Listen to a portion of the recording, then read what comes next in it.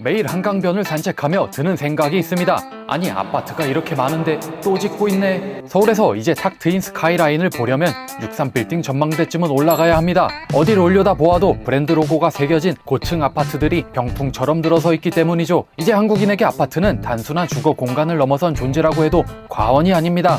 한국인의 라이프 사이클은 세계에서도 눈에 띄는 특수성을 가지고 있습니다. 아파트에서 태어나 걸음마를 떼고 유치원 갈 때도 몇 단지 사는 애야? 라고 물어보죠. 성인이 되고 사회에 나온 후엔 어디 살아? 라는 질문에 반포렘이 아니야 라고 대답을 하며 결혼하면 신혼집 아파트 구했어? 라고 아파트 얘기를 나눕니다. 그러다 아파트를 사기 위해 30년 대출을 받고 평생을 일하며 전 재산의 70%를 부동산에 몰빵합니다. 그리고 그중 80%가 아파트입니다.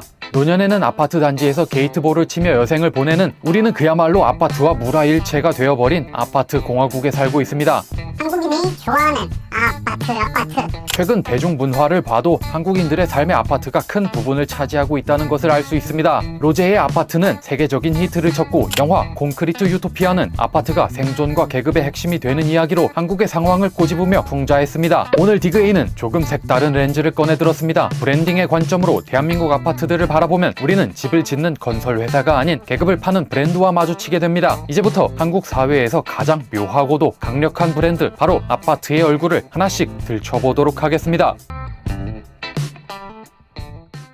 도대체 언제부터 아파트가 단순한 집이 아닌 브랜드가 되었을까요? 이야기는 1970년대로 거슬러 올라갑니다. 당시 강남은 지금처럼 화려한 강남 스타일의 거리가 아니라 그냥 논밭이 펼쳐진 강 남쪽 동네였습니다. 정부는 급격한 도시화로 인한 주택난을 해결하기 위해 강남 개발에 나섰고 그 해결책이 바로 아파트였습니다. 당시만 해도 아파트는 부의 상징이 아니라 그저 많은 인구를 효율적으로 수용할 수 있는 실용적인 주거 방식이었죠. 지금처럼 청약에 목숨 거는 일도 없었고 분양가 상한제 같은 단어도 낯선 말 그대로 순수했던 시절이었습니다. 그런데 1997년 IMF 외환 위기가 모든 것을 바꿔놓았습니다. 건설업계도 매서운 한파가 몰아쳤죠. 이제 그냥 집만 지어서는 안 되겠다라는 위기의식이 깊숙이 자리 잡았고 건설사들은 생존을 위한 차별화가 절실해진 겁니다. 그리고 사람들은 이때부터 아파트가 주거 공간을 넘어 투자 자산이 되었다는 것을 인지하기 시작했습니다. 우리 집값이 올랐다더라. 어디 신도시 아파트가 잘 나간다더라. 이런 대화들이 일상이 되었죠. 마치 주식 투자하듯 아파트를 보기 시작한 겁니다. 건설사들은 여기서 기가 막힌 비즈니스 기회를 발견했습니다. 아,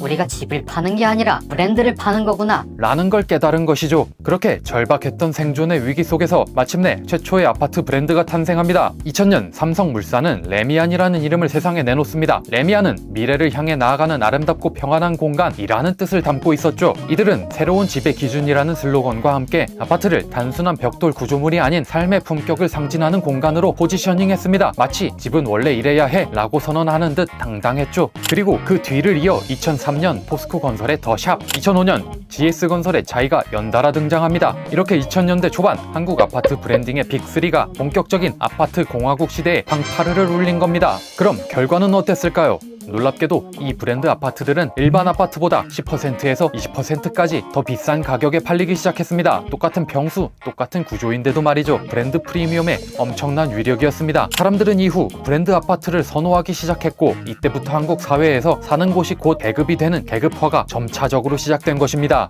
자, 이제 본격적으로 한국 아파트 브랜드의 흥미진진한 세계를 들여다볼 시간입니다. 여러분, 학창 시절에 명품 브랜드 서열 같은 거 매겨본 적 있으신가요? 샤넬이 최고지. 아니야, 에르메스가 더 위야. 이런 대화들 말입니다. 그런데 놀랍게도 어느새 우리는 아파트로도 비슷한 대화를 나누고 있습니다. 역시 아크로가 끝판왕이지. 그래도 레미안도 만만치 않아. 주거 공간이 어느새 브랜드 경쟁의 장이 되어버린 것입니다. 마치 자동차나 가방처럼 아파트도 이제는 등급과 계층을 상징하게 된 것입니다. 어디 사세요? 라는 질문에 이제 사람들은 주소 대신 브랜드로 답합니다. 반포 아크로 리버파크요. 레미안 살아요. 자이 아파트요. 그저 주소가 아니라 나의 라이프 스타일을 표현하고 내가 속한 사회적 위치를 암묵적으로 드러내는 방식이 된 것입니다. 자, 그럼 아파트계의 럭셔리 브랜드들을 브랜딩 관점으로 파고들어 보겠습니다.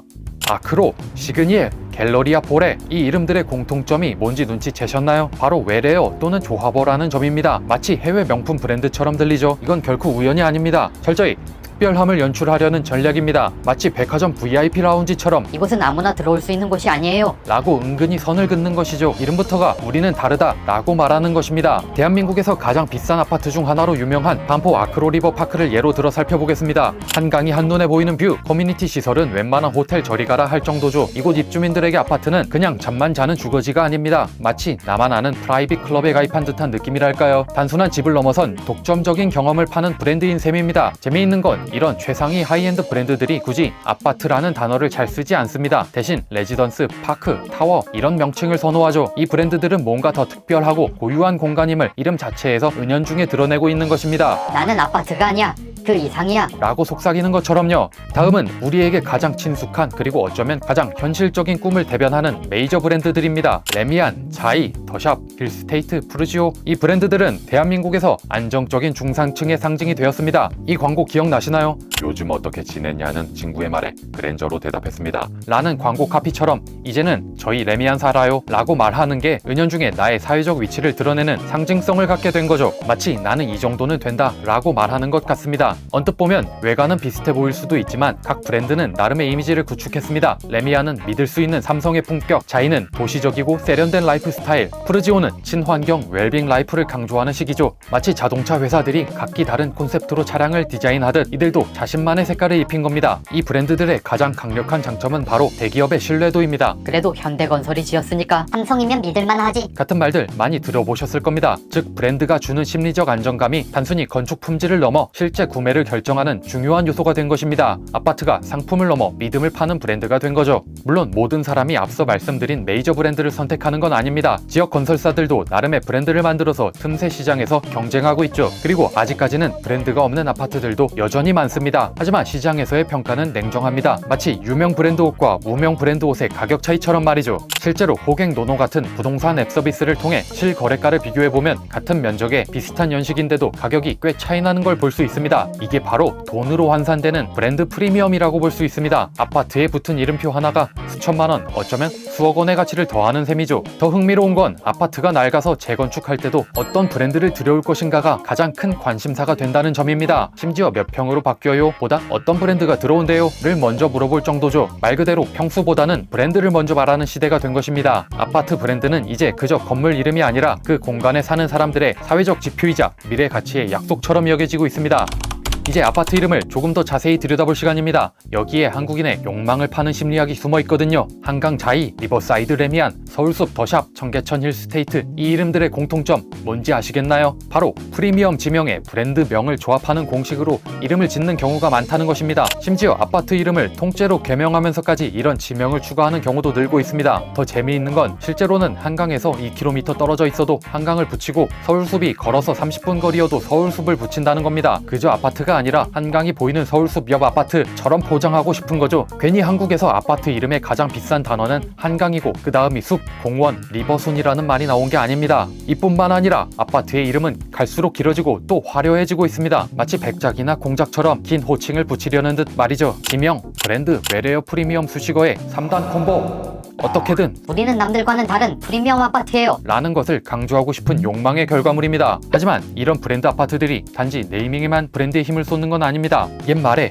양반집은 대문부터 다르다고 했죠. 브랜드 아파트들은 이 말을 그대로 실천합니다. 아파트 대문 앞에서부터 그 격이 다릅니다. 커다란 대규모 단지의 입구에 들어서는 순간 그 으리으리함에 왠지 모를 위압감마저 느끼게 되죠. 호텔 같은 차량 출입구에 내부 홀은 마치 고급 미술관처럼 연출해 놓은 아파트들도 있습니다. 집으로 들어가는 느낌을 주는 게 아니라 마치 매일 리조트에 휴가 가는 듯한 특별한 공간 경험을 선사하는 것이죠. 우리 아파트는 달라 라고 온몸으로 외치는 듯합니다. 그리고 입주민들을 위한 단톡방을 운영하는 건 이젠 보편적인 일이 되었고 더 나아가 전용 앱까지 제공하는 브랜드들도 있습니다. 이 앱 하나로 엘리베이터 호출부터 택배 알림, 관리비 확인까지 모든 걸 해결할 수 있죠. 마치 나만을 위한 전담 비서가 있는 듯한 편리함을 제공하는 겁니다. 이런 서비스들을 통해 우리는 특별한 커뮤니티라는 강력한 소속감이 강화되고 있습니다. 아파트가 거주지를 넘어 선택받은 사람들만을 위한 프라이빗 클럽으로 브랜딩되고 있는 것이죠. 그렇다면 한국과 달리 해외의 대규모 주거시설은 과연 어떤 브랜딩 전략을 펼치고 있을까요? 우리와 얼마나 다르고 또 얼마나 비슷할까요? 먼저 미국을 살펴보겠습니다. 미국 대도시에 있는 콘도미니엄들의 마케팅 포인트를 보면 한국과는 사뭇 다릅니다. 이들은 Your unique space, be different, be you와 같은 메시지를 전면에 내세웁니다. 브랜드 자체의 권위보다는 개별 건물의 특성이나 개인화를 훨씬 더 강조하는 거죠. 마치 패션에서도 나만의 스타일을 중시하는 것처럼 말입니다. 그리고 한국처럼 대규모 단지요? 물론 없는 건 아니지만 그런 건 거의 찾아보기 힘듭니다. 국토 면적 등에서 많은 차이가 나지만 기본적으로 왜 남들이랑 똑같이 살아야 해? 라는 게 그들의 기본 정서인 것입니다. 이웃나라 일본의 맨션 문화는 또 다릅니다. 일본의 대규모 주거시설은 한국처럼 브랜드 이름을 크게 내세우기보다는 관리 회사를 좀 더 중요시한다는 차이점이 있습니다. 내진 설계 등급 방음 성능처럼 이름보다는 실용적인 기능을 더 강조하는 경향이 강하죠. 마치 물건을 살 때 어느 회사 제품이 튼튼한가를 따지듯 아파트도 그런 시선으로 보는 겁니다. 한국과 유사한 점은 역세권을 매우 선호한다는 점이지만 대다수의 일본 맨션들은 한국처럼 대규모 단지로 조성되어 있지 않습니다. 이 역시 한국 아파트의 특수성을 더욱 두드러지게 만듭니다. 한국의 초고속 압축 성장과 극심한 도시과밀화, 결국 우리는 효율성을 최우선으로 하는 대단지 아파트에서 주거하는 독특한 주거 문화를 만들어냈습니다. 한국의 아파트는 마치 빨리빨리와 효율의 극대화를 사랑하는 우리 민족의 특성을 그대로 보여주는 거울과도 같습니다. 하지만 그 효율성의 이면에는 짙은 획일화의 그림자가 드리워져 있었습니다. 많은 분들이 기억하실 겁니다. 2000년대 후반 고등학생들이 모두 똑같은 노스페이스 패딩을 입고 버섯머리를 할 때처럼, 혹은 신도시 젊은 엄마들이 모두 몽클레어 패딩을 입을 때처럼 남들과 다르면 왠지 모르게 불안해지는 문화가 아파트에서도 고스란히 나타난 겁니다. 거기에 더해 우리 사회의 압도적인 교육열과 부동산은 절대 망하지 않는다는 믿음까지 더해지면서 아파트의 입지는 그야말로 철옹성처럼 공고해졌습니다. 어쩌면 우리가 이토록 브랜드 아파트에 열광하는 진짜 이유는 불안정한 시대를 살아가는 우리에게 주는 안정감 때문일지도 모릅니다. 다양한 형태의 주거 환경을 탐색하기보다는 이 아파트면 적어도 손해는 안 본다. 라는 일종의 안전띠가 필요했던 것이죠. 집이 아니라 미래에 대한 불안을 잠재울 자산이 더 절실했던 겁니다.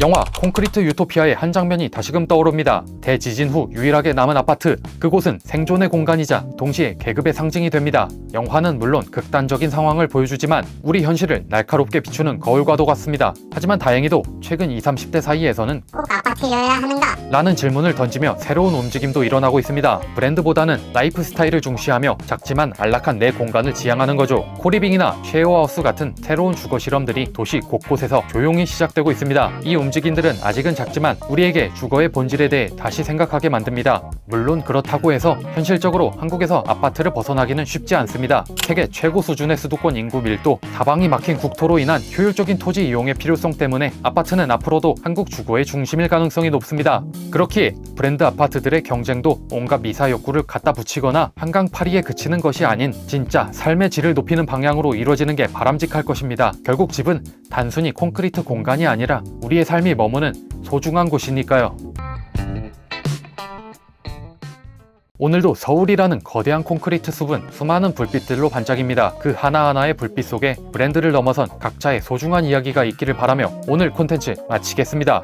디그에이는 다음에도 흥미로운 주제를 깊이 파고들어 브랜딩 관점으로 세밀하게 분석하여 찾아오겠습니다. 그럼 오늘도 감사합니다.